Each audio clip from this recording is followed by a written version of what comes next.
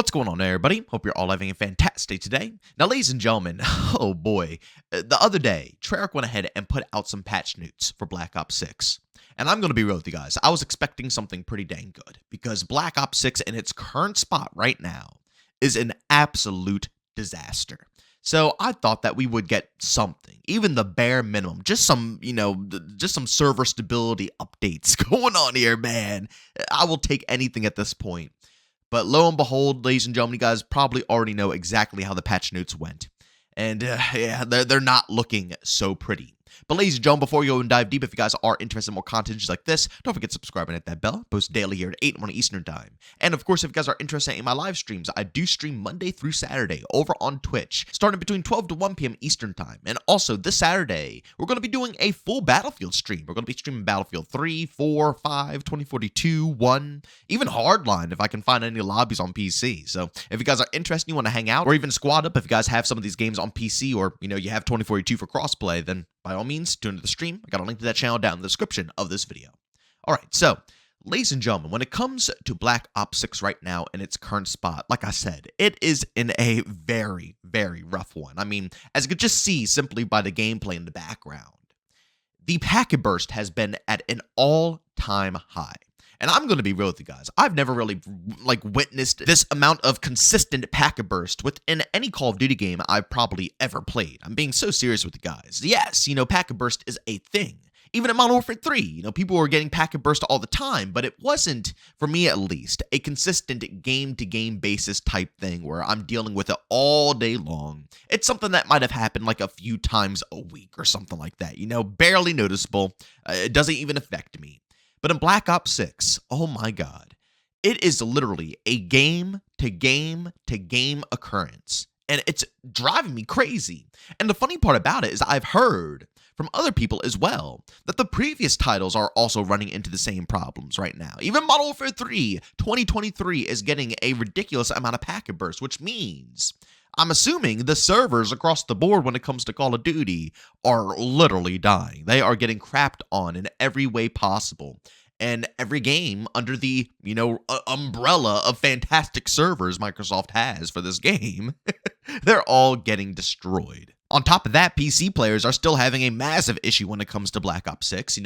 Apparently they fixed and resolved the issue, but they didn't. For some people it worked nicely. Like for me personally, I'm not blue screening or my PC isn't restarting anymore off of the game, but others are still having these issues and their temperatures are off the charts. I mean, their PCs are literally baking from the inside out just off of Black Ops 6. I've even had some people come to me saying that from playing Black Ops 6, their PC is pretty much chalked. They try to play other titles now, and it's an absolute disaster. They can't get anything going. Nothing is running right anymore. Black Ops 6 is rocking the PC world in the worst way possible. Yet still, no word, no talk about it, nothing being said. Even down to the Battle Pass, ladies and gentlemen. The paid content in the game, I guess it's not necessarily paid because a lot of people get it for free since they save their COD points.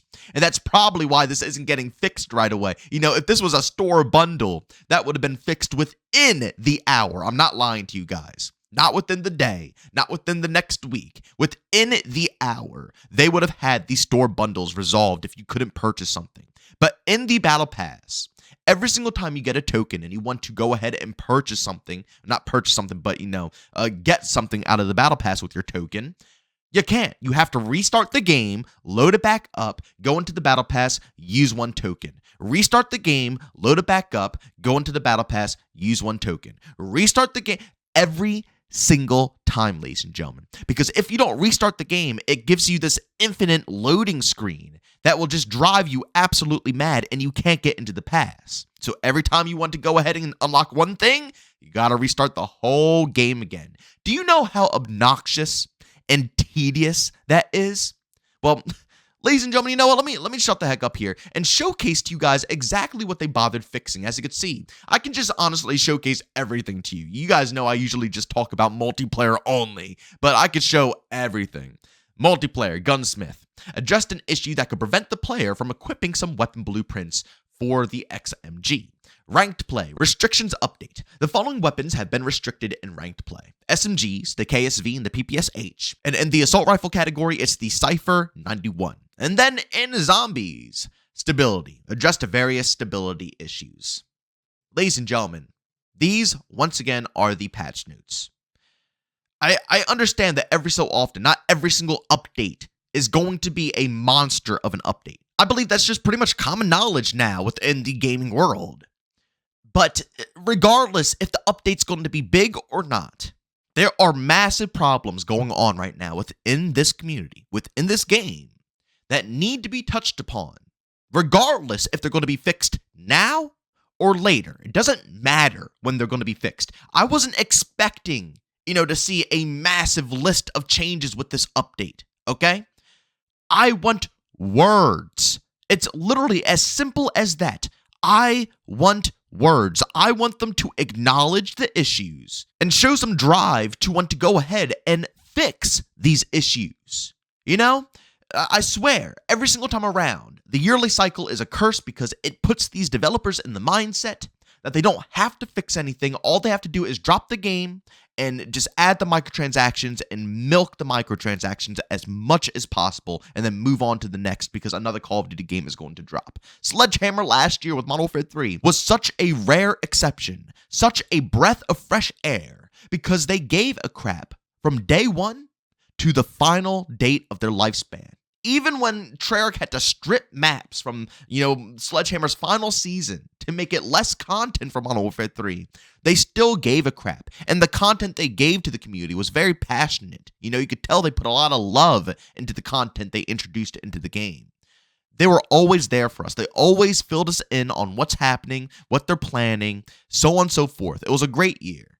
So to take so many steps backwards right now is ridiculous, especially when we are in a worse spot than we were before. Like I just said, the gameplay you're seeing, the packet burst is absolutely abysmal. And this is happening to everybody across the board. The amount of clips that I see of people running into the similar situation as I am it's just off the charts. I mean, the battle pass isn't functioning. PCs are still having massive problems. Guys, everybody roasted the heck out of me for giving the X-Define crew so much credit. But my God, they at least gave a crap.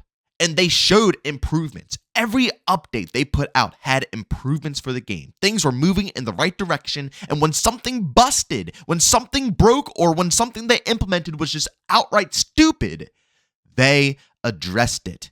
And it made people feel stupid to jump to conclusion.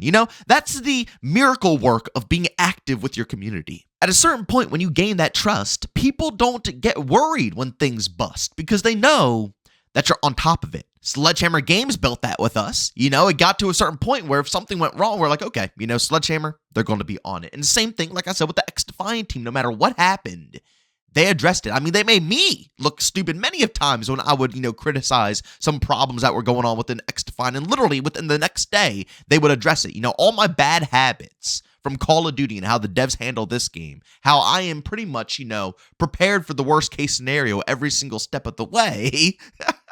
That mentality rubbed off a little bit when trying to critique X-Define to a certain degree. But again, they always proved me wrong, and they proved me wrong again, and they proved me wrong. They proved everybody wrong multiple different times because they always talked up, told the truth about the game, give us time periods, what we should expect, how long something will take to fix up, And if you stuck through the whole ride, you saw those improvements, you saw the communication, and you knew that, yes, indeed, they gave a crap. And the result, once again, there was no reason to talk too much crap about things that would go wrong because, once again, we had that trust within the development team.